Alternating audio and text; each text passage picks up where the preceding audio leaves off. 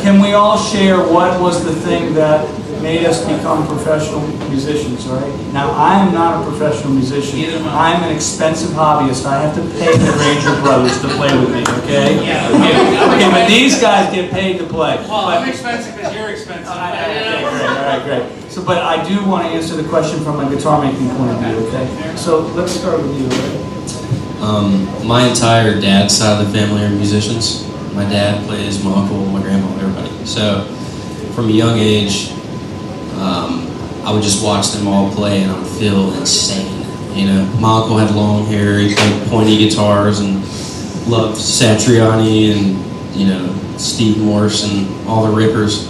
They'd be like, hey, check out Yngwie Malmsteen. He'd be like, but, you know, I would watch him play and the feeling I would get, I mean, I just wanted it real bad, you know? And as, you know, I probably started playing in like 7th grade and I was in little bands here and there. And by the time I was 16, I knew that I just was really bad at school, you know? All I wanted to do was play. I was playing Friday and Saturday every weekend at like 16. And by the time I was 17, I was touring. We got signed in high school, so I mean, my dad used to tell me though, you know, I'm a musician, I love you, I support you, I'm your biggest fan, but there's a million people better than you, so at least try to finish school and then you go do what you want, you know? So he was supportive, but he was also like, had the parental discipline, you know? Right there. Yeah, but the indication was, sorry, they were signed in high school. There was an indication that it might possibly work. When we were in the car, he was telling stories about being in touring bands completely broke. So it's not like he hasn't seen tough times, right? What was it? You were telling a story about a band you were broken, right? In the car? I mean, you know, nowadays, it's really easy for people to be broke if you want to be a musician. Was your dad broke? Yeah, I mean, you know, my dad never played because of that, you know. But yeah, I have a lot of friends that are better musician than I am, you know. Really great bands and they don't make any money either, so it's kind of a... Yeah, but you're here, I'm listening. Yeah. You know. I think he's doing better than cobbling together a living. It's what he's worried about. And I'm here to listen. So do you want to answer the question? Yeah, for me, it's the same thing as Dusty. Like when I was growing up, I got bullied a lot in school, and for me, I played sports, but music was kind of like, that was like Paul said, to me it's the universal healer. It's better than any medicine, it's better than, you know, and so that was the one thing I turned to when when life kind of sucked, as hard as it can be for a 12-year-old. But I started playing guitar at 13. I got signed to MCA Nashville when I was 14, and for me, playing guitar was just the way, I could play sports and I could that was it, but I'm also realistic. At that time I was 5'3" and white, and I knew that not a lot of sports I could make the Hall of Fame at. So yeah, so I started playing guitar, and then the thing that stuck with me, and I was making a little bit of money, and that was in a time where you could make a lot of money playing music in that age, and there was all these phenoms coming. It was Kenny Wayne, it was like me, Kenny Wayne, Johnny Lang, all these guys coming up, and I met B.B. King when I was 16, and I got to play with him. And after the show, he said, listen, he said, I've said this to Kenny, he said, I said it to Johnny, he said, I'm going to say it to you. He goes, this is really cute, he said, till your 18th birthday. And for me, that's still the thing that stuck with me the most, because it's like, like as a kid, it's an act when you're a kid. It's awesome. Oh, you're cute, you can play guitar, you're 16 years old. But when you turn 18, you're an adult like everybody else. And it's real then, and you're in the real world, and that's when I started to dedicate myself to this. And if you would have told me when I was 14 that this was my job, I'll be 31 in November. And if you would have told me when I was 14 that I could buy a house and I could buy a car and I could live a life doing what I would be doing even if I was homeless. And that's what I tell my singer, if he has tough days out on tour, I'm like, listen, the only thing we have to do today is what all of us in here would be doing even if we were homeless. You'd still be playing guitar.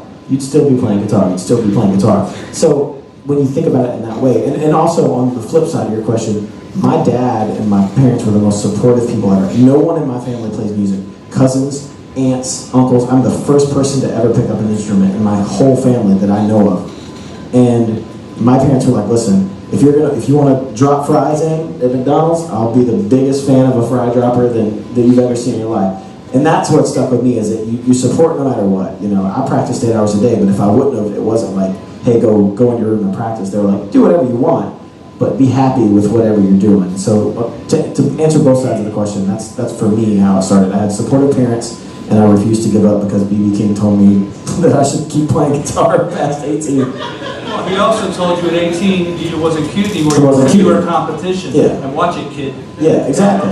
And then you're an adult now, so you know it's you got to be a good guitar player as an adult, because then you're just as a kid you don't have to be the great, because you're, you know, hey, look, long boy, I look like I was in Hanson, you know, like it's like, oh look, great. He was also signed the second year he was playing guitar. You hear that? That's very powerful stuff. What about you, Ian? I think for me, I mean, there's a lot of parallels here, which is why it's cool to hear these guys answer these questions, because they're close friends of mine, but you just learn new stuff every day, right?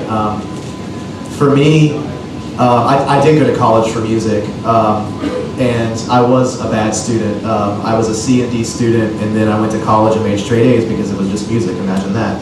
But what was really important about college is I started noticing just because you're on the Bulls doesn't mean you're getting paid like Michael Jordan.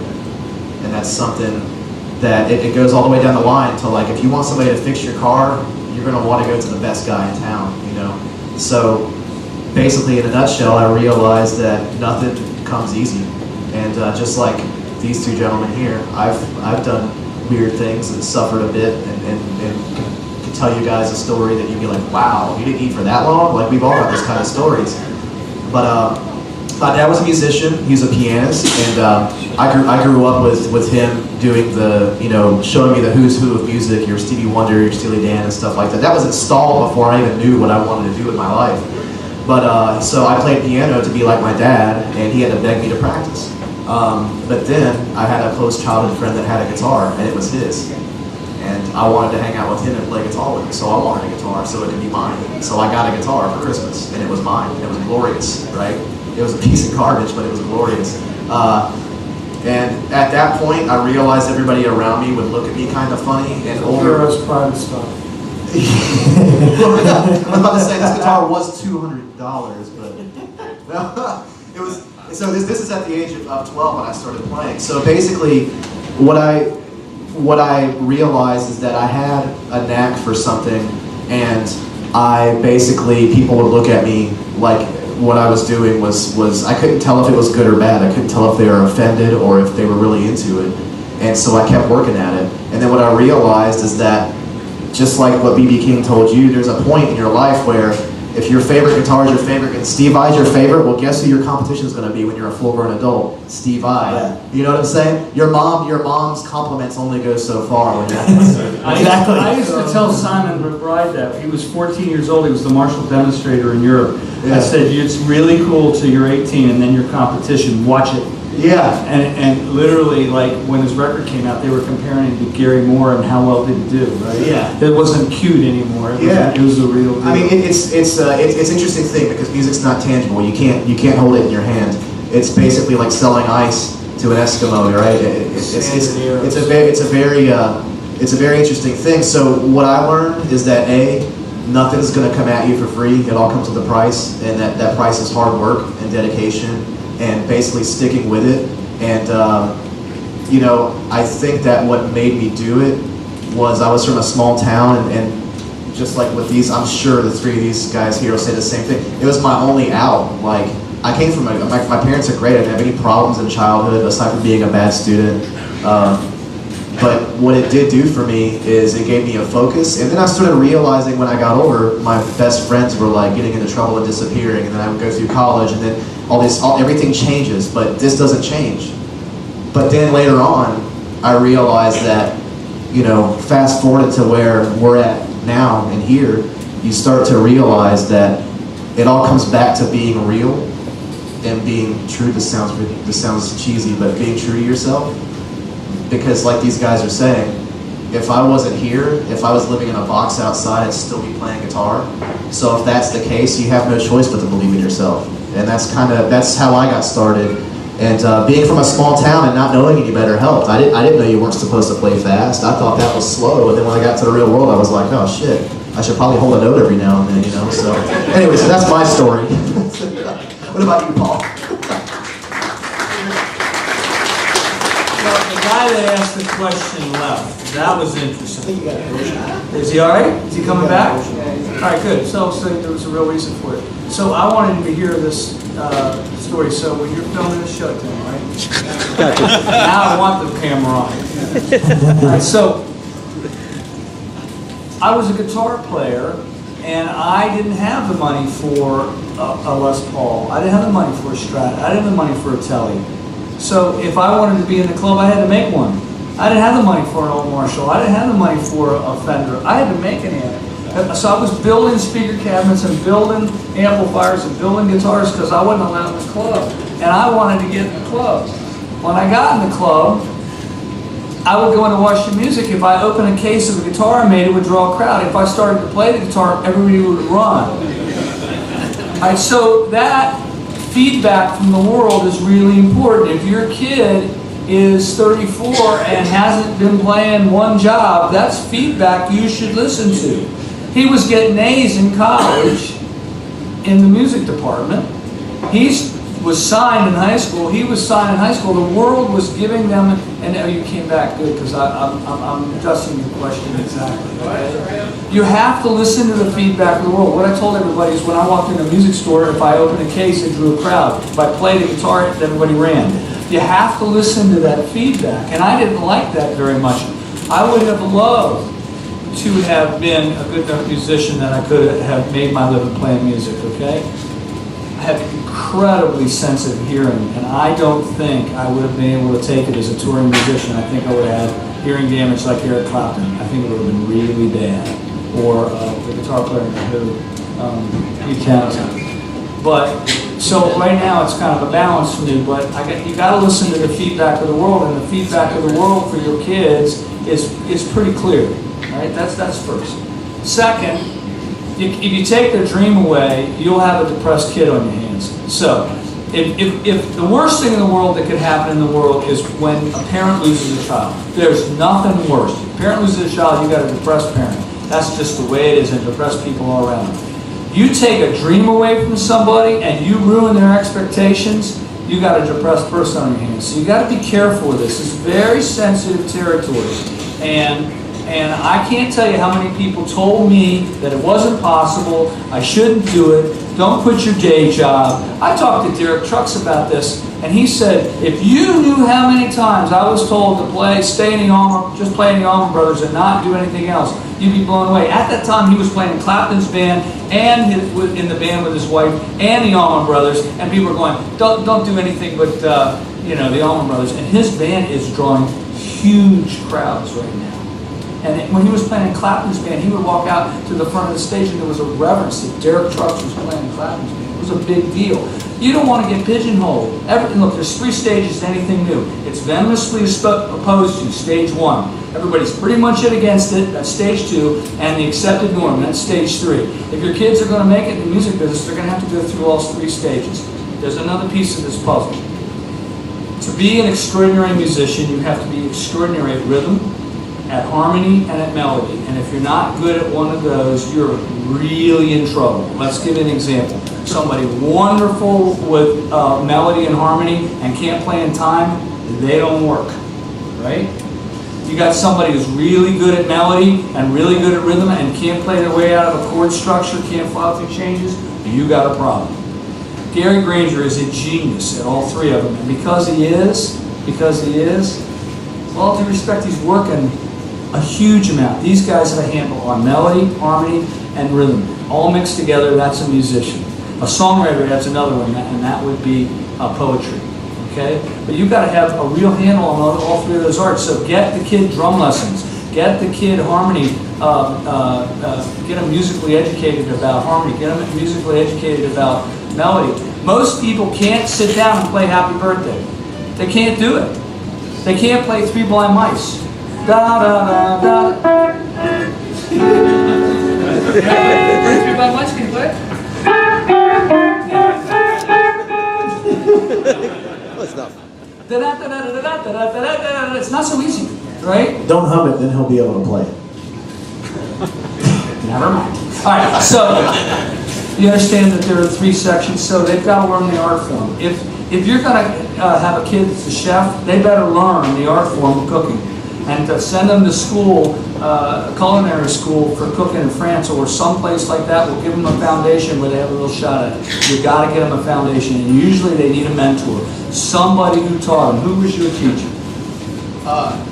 A lot of them, but to kind of add to what you're saying, a lot of it was where I found value was later in life. My peers are people that taught me on guitar, but I learned just as much from people that were in my backyard or people that I grew up with that were friends that had tried to do it. You know? And I'll also say to add to what Paul's saying, here's something that I do want to add, because it's easy with Facebook and all these things to think that we're all doomed for whatever reason, right? But it's not true. It's all about your goals, and if you have a crazy, lofty, long-term goal that's probably impossible, like I want to be a millionaire and do this, you're probably going to fail. But you know what? There's a lot of different things under the umbrella of music that you can do. And look at what this guy does. You know what I'm saying? Like, look at what these guys do. We all do different things. So it's not like you guys are both great parents. I mean, I can sense it by the way you ask the question, you know. But what you also have to remember is, it's not just jumping in a tour bus and slaving and starving. There are people that win. It's just you don't hear them complaining. You know what I'm saying? Like, there are people out there that win, and there are other things that you can do besides just music. Like, if I was to answer the question as to how I really make a living and how I really pay my bills, it's like 4 or 5 things. Writing music and performing in bands and touring and gigging and teaching. I could go on all day. But it's 4 or 5 things that I have to, just like anybody that starts a business these days. I live with 3 women. Lucky man. Don't complain about that one. I wanted to be a musician. It wasn't available to me. I was a walk-in SolidWorks program, so making guitars was something that was easy for me. You got to go with where the world's feedback is telling them they're gifted. Everybody has a gift somewhere. I've seen people waste their gifts, and it's not cool. I mean, there was one person in particular that I always carry around that was absolutely gifted and didn't put the time and energy in. It takes 10,000 hours to get good at anything, and the truth is it might be more like 30 or 40,000 hours to get good at something. And if they don't put the time in and they don't get better and better, it isn't going to happen. The other thing is that the truth is that when they become a musician, they're going to it's like the kid that was the star in high school. I'm sorry, he's at the end of the bench in college. He got, you know, and 1 out of 40, 50,000 of these athletes in college get to the NBA and the NFL, so it's really tough. That said, be careful about crushing somebody's dreams. When somebody loses their dream, you got a problem on your hands. All right, that's it. That's it, good? Yeah. All right, good. Did I answer your question? We answer your question? No, it's actually a beautiful question, right? It's a beautiful question. Most of the people that buy guitars buy them because they love the way it feels to play music. They love being with their buddies playing music. They love to have the guitars around. And now the firemen are starting to hear when the house is on fire, they're screaming for the guitars, not for the photographs. And when that is true, the firemen came to me and they said, we're hearing more people scream for their PRS than the photographs. And I went, thank God we're doing our job. Because that's a family heirloom, right? I mean, I would have thought they would still be screaming for the photographs, and they're screaming for the guitars.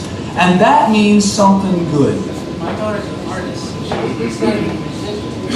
It's the same concept. The same concept. Send them to Micah. You know what Micah is?